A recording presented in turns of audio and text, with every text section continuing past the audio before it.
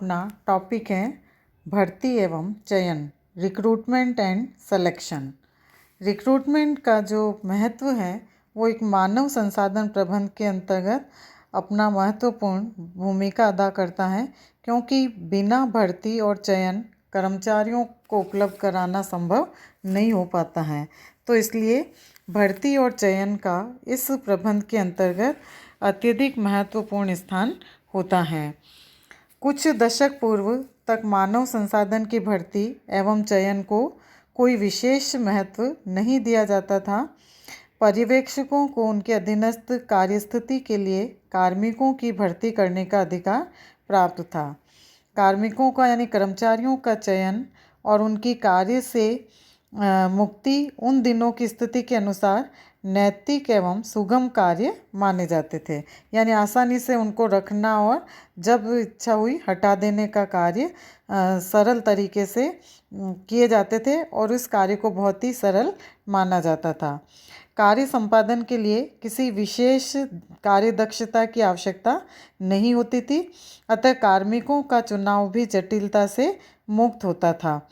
साथ ही दूसरी ओर श्रमिक संगठनों की अनुपस्थिति के कारण कर्मचारियों को कार्य से हटाने में नियोक्ता अपने अधिकार का अविरल रूप से प्रयोग करने में स्वतंत्र थे, यानी जब उनकी इच्छा होती कर्मचारियों को कार्य से हटा सकते थे। मालिकों के द्वारा अपने अधिकारों का बहुत ही सतर्क रूप से स्वतंत्र रूप से प्रयोग किया जाता था। लेकिन आज की स्थिति क्या हो गई है? आज की स्थिति दशक पूर्व की जो स्थिति है उससे बिल्कुल भिन्न हो चुकी है। अब मानव संसाधन की भर्ती एवं चयन का कार्य पर्यवेक्षकों के अधिकार क्षेत्र से हटाकर उच्चतम अधिशासी प्रबंधकों को सौंप दिया गया है। कुंज ओडोनेल ने अपनी पुस्तक प्रिंसिपल ऑफ मैनेजमेंट में अमेरिका के एक बृहत निर्माणी उद्यम का उल्लेख किया है, जिसके मुख्य अधिशासी प्रबंधक एवं संचालक मंडल के सभापति अपने कार्य समय का लगभग 40% भाग मानव संसाधन की नियुक्तियों तथा उससे संबंधित क्रियाकलापों में व्यतीत करते थे। तो इस उद्यम में 4 लाख से भी अधिक कर्मचारी विश्व के विभिन्न देशों में कार्यरत थे। इतने बृहत परिणाम पर कार्य होते हुए भी उद्यम के प्रमुख को विभिन्न विश्वविद्यालयों से MBA की डिग्री प्राप्त नवनियुक्त प्रबंधकों की प्रगति का पूरा ज्ञान था। तो कहने का तात्पर्य है कि मानव संसाधन की भर्ती एवं चयन के महत्व में होने वाले इस परिवर्तन के कई कारण हैं और उन कारणों को हम आगे पढ़ेंगे कि औद्योगिक क्रांति के पश्चात उद्योगों में मशीनों का प्रयोग किया जाने लगा और उसके परिणाम स्वरूप कार्मिकों में उनकी जो योग्यता है, उनकी स्किल्स हैं, उनका होना आवश्यक हो गया। तो कार्य निपुणता कार्मिकों की एक मूल्यवान परिसंपत्ति, यानी एक उनकी मूल्यवान एक इस तरह की प्रॉपर्टी के रूप में काम में आने लगा, ताकि कर्मचारी अपनी स्किल का सही उपयोग करने के लिए जो वो योग्यता रखते हैं उनको मालिकों के द्वारा नियुक्त करना जरूरी होता था। तो इसके विकास में पर्याप्त समय तथा धन का व्यय होता है। तो कार्य की प्रकृति में आने वाले इस गुणात्मक परिवर्तन का मानव संसाधन की भर्ती एवं चयन पर 2 डायमेंशनल प्रभाव पड़ा है।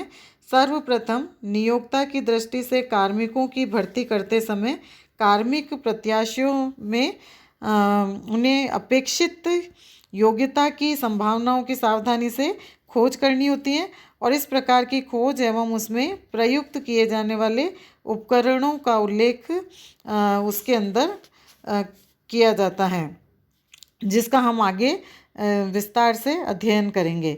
तो इस समस्या की जो दूसरी विमिति है, कार्मिकों के द्वारा कार्य को एक आजीविका के रूप में लिया जाना। सामान्यतः जीवन में एक बार स्वीकार किया गया कार्य कार्मिक के भावी जीवन को एक विशिष्ट रूप देने में महत्वपूर्ण योगदान प्रदान करता है। तो दूसरी ओर कार्मिकों द्वारा कार्य के प्रति अपनाई गई अभिवृत्ति यानी उनका एटीट्यूड उनके पारिवारिक तथा सामाजिक जीवन को प्रभावित करती हैं। तो इस तरह से ये सर्वविदित हम जान सकते हैं कि किसी भी व्यक्ति का सामाजिक स्तर और उसकी प्रतिष्ठा उसके व्यवसाय तथा उसकी व्यवसायगत स्थिति से निर्धारित होता है। तो कार्य का चयन उसके कार्यस्थल एवं काम के घंटों को निश्चित करता है।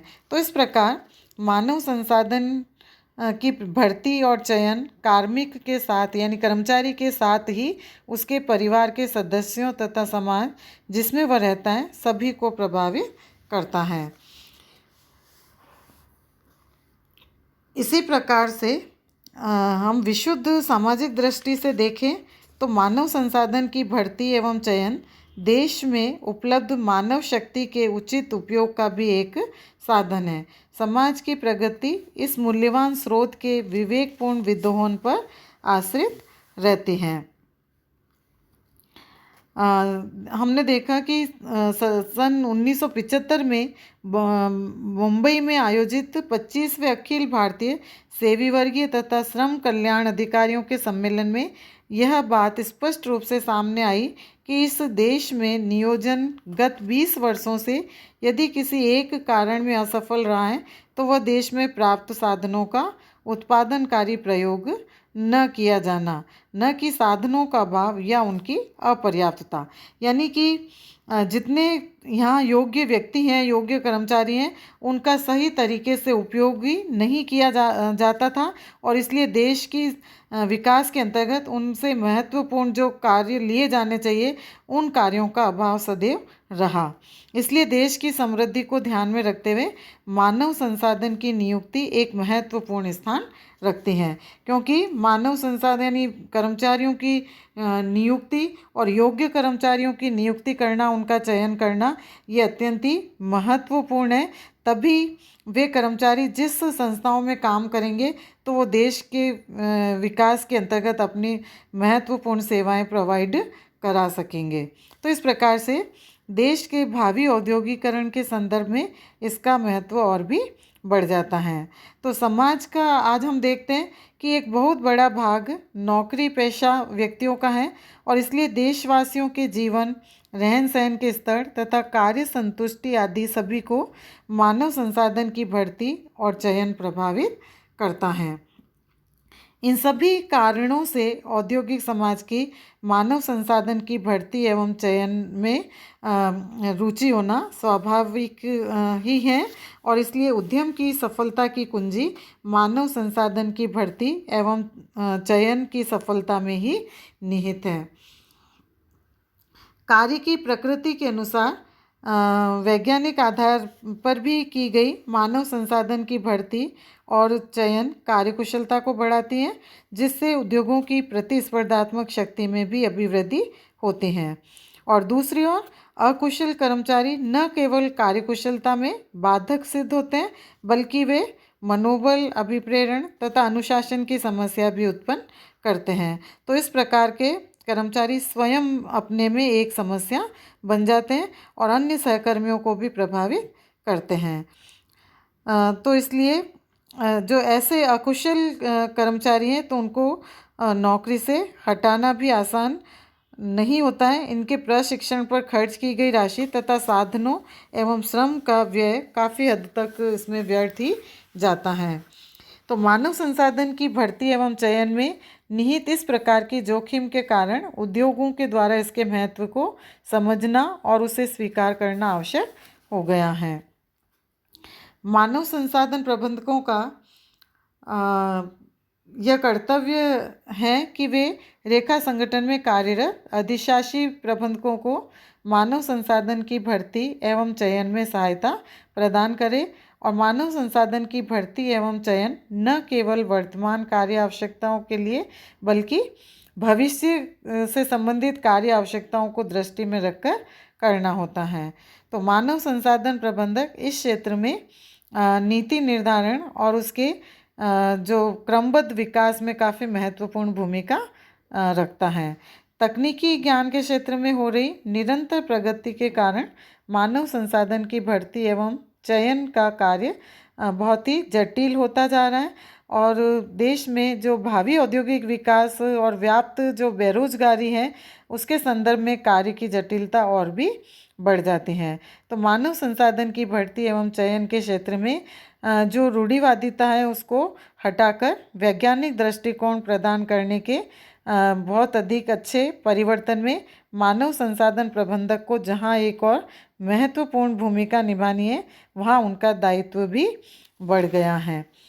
इसका जो कार्य क्षेत्र है स्कोप सेवी वर्गीय भर्ती एवं चयन के अंतर्गत मुख्यतः निम्नलिखित क्रियाओं को सम्मिलित किया जाता है, जैसे मानव संसाधन की आवश्यकताओं का निर्धारण, determination of human resource requirements, कर्मचारियों की भर्ती, रिक्रूटमेंट, चयन, सिलेक्शन, कार्य पर नियुक्ति, प्लेसमेंट, अनुस्थापन, ओरिएंटेशन अथवा आगमन, इंडक्शन, पदोन्नति, प्रमोशन एवं स्थानांतरण, ट्रांसफ़र। तो इस प्रकार के ये सारे जो कार्य हैं, क्रियाएं, वो इस सेवी वर्गीय भर्ती और चयन के अंतर्गत मुख्य रूप से पूरे किए जाते हैं। तो इसके बाद अगले लेक्चर में यानी क्लास में अपन पढ़ेंगे चयन की कार्यविधि क्या होती है, सिलेक्शन प्रोसीजर, किस प्रकार से सिलेक्शन किया जाता है। धन्यवाद।